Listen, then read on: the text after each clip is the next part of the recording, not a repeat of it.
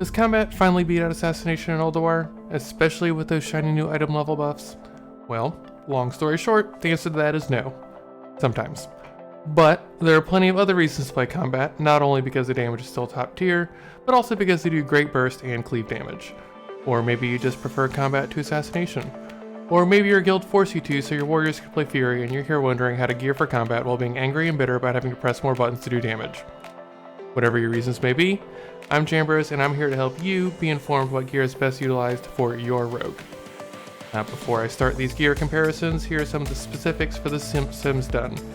These items are simmed twice, once for how much of an upgrade it is for you in full Nax gear, and the second time for how the items stack up when you're in full Ulduar BIS. 3-minute encounters, I also didn't sim as Troll, and won't for any of the loot guides to reduce variance when comparing between classes. Alright, the Helm slot. You'll notice right away that your biggest upgrade isn't a tier 8 Helm. It's Mimiron's flight goggles, which drop from his hard mode in 10-man. The tier Helm is still a really solid upgrade coming out of Nax gear, and the Guise of the Midgard Serpent is an upgrade regardless of how relatively weak it is compared to the other two. Unlike with Assassination, your full Ulduar BIS does not include any tier pieces. Yep, 0. That's not to say it isn't close though. If you're forced to use any tier pieces, then you should attempt to get the 2-piece bonus that gives you energy whenever your deadly poison does damage.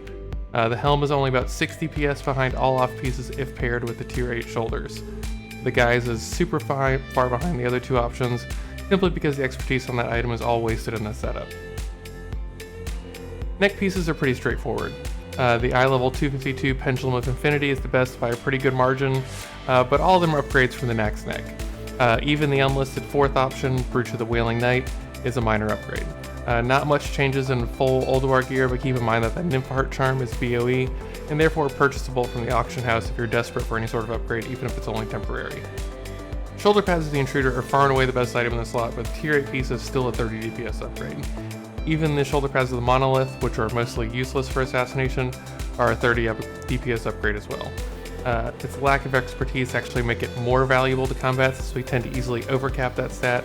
Like I said earlier though, the tier 8 shoulder paired with the tier 8 helm are only 6 or so DPS behind using the off pieces of the Intruder shoulders and flight goggles.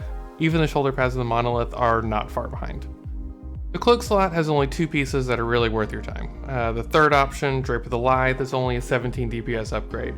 There are more options that aren't listed here. They are worse than this KT cloak or within about 5 DPS. Both the Drape of Icy Intent and the Drape of the Faceless General are great upgrades. Ho to your hard mode the first few weeks is going to be pretty difficult. It'll be worth your time attempting to get the 10-man Vezek's hard mode cloak.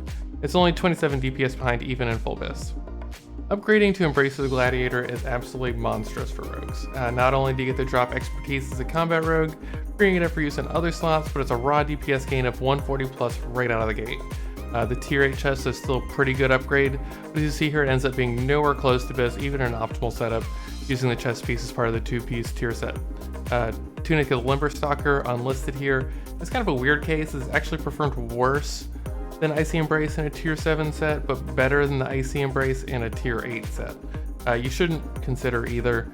Embrace of the Gladiator should be a priority, and until you have it, use the tier 8 chest, which should be easy enough to acquire. Overall BIS for the Bracers is unchanged from Assassination. However, the Fluxing Energy Coils from XT 10-man hard mode are actually better than the big 252 Algalon Bracers in a Nax set. It's a bit silly to imagine a solo upgrade of these Bracers in tier 7 since it drops off, well, you know, Algalon, but even in a full Ulduar set they are barely better, but still better by 4 DPS. It's because they have expertise on them, which we already have too much of. They become significantly better if you can use every point of that expertise. The Mechanist bindings, for how easy they are to acquire for normal Flame Leviathan, are a very respectable item. The gloves of the Endless Dark are the best overall gloves, double the DPS upgrade of the tier 8 gloves.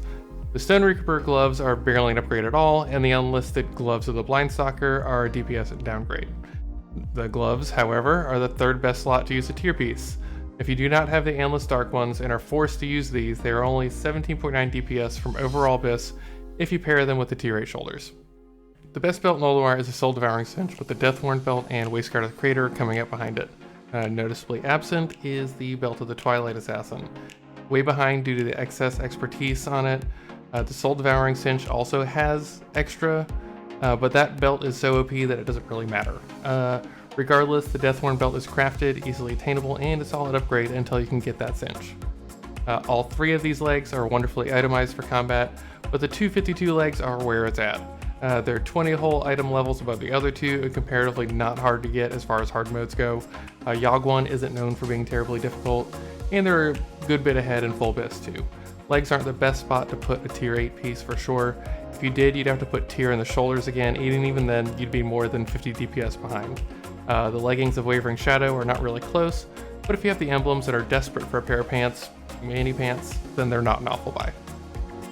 Boots are one of the absolute easiest slots to upgrade. The footpads of silence are easily crafted, so getting your hands on a few runed orbs should be something you're aiming for. The runed Ironhide boots are very bad. Do not use these unless your current gear allows you to make use of every single point of expertise on it. Even then, the Flamestalker boots off Ignis are significantly better, and only about 13 DPS behind the footpads of silence in an overall setup. There are lots of ring options to choose from, but the best 5 are listed here. One big omission here, the Godbane Signet, and it's not by accident.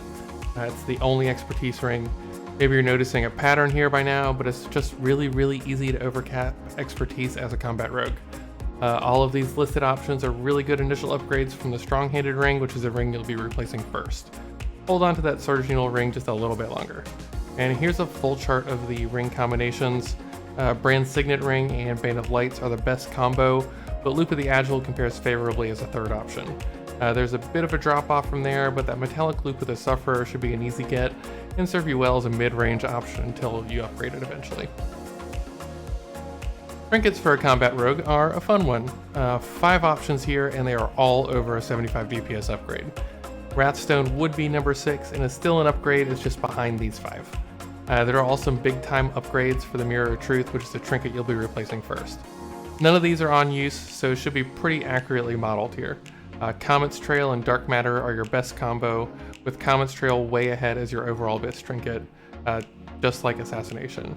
What's funny is how remarkably close Dark Matter, Mjolnir Runestone, and Blood of the Old God are to each other. They're all within 15 DPS of each other. Pirate Infuser is behind the rest, but I wouldn't complain about a trinket that good that comes from normal Flame Leviathan in 10-man. Before I get to the real weapons, let's do the fake weapon. I mean the ranged one, the stat sake. I can't imagine that you'll get the eye level 252 Skyforge crossbow first, but it's still technically BIS. Not very far ahead of the Twirling Blades, which is less than 1 whole DPS worse in full BIS. Though I might suggest using that thrown weapon from 10-man Flame Leviathan hard mode. Siren's Cry from Oriaya is a pretty easy get, and a solid upgrade that I wouldn't complain about, but it's worse than the other 2. Okay, real weapons. I separated this into main hand and offhand, as they're a bit more distinct than the assassination weapons. Close quarters combat, aka fist weapons and daggers, are your ideal weapon choice. I'll get to swords and axes in a second. Golden Serenite Dragon is a massive upgrade at 268 DPS. The Masticator from 10-man Iron Council hard mode is second BIS and also still huge. Big drop off from there. The PvP fist main hand is fine, but just doesn't compare to the previous 2. More giant upgrades for the offhand. Blade Twister from Freya 25 hard and the Boot Blade from Thorm 10 hard. Delirium's Touch is good too, but just like the main hand, there are really just 2 actually good weapons to choose from. One from 25-man and one from 10-man. Now, those are the fist and dagger options, but how does hack and slash, aka swords and axes, compare? Well, here you go. The absolute best swords combos use Cyrillus and Void Saber. Both from 10-man for some reason, which means there is no good 252 option like the Golden Serenite Dragon. That combo falls 125 DPS behind the absolute BIS using fists and daggers. I listed the next best 4 combinations behind it. Cyrillus is your only really viable sword main hand. Void Saber and the Rune-Etched Nightblade, which comes from a 10-man normal mode, are acceptable offhands. If you are able to obtain a Cyrillus, then it may be worth going hack and slash if you haven't gotten 2 top 2 weapons for close quarters combat. Cyrillus and Void Saber is roughly equal to using the Masticator and Boot Blade. Replace Void Saber with the Nightblade and it's 20 DPS worse.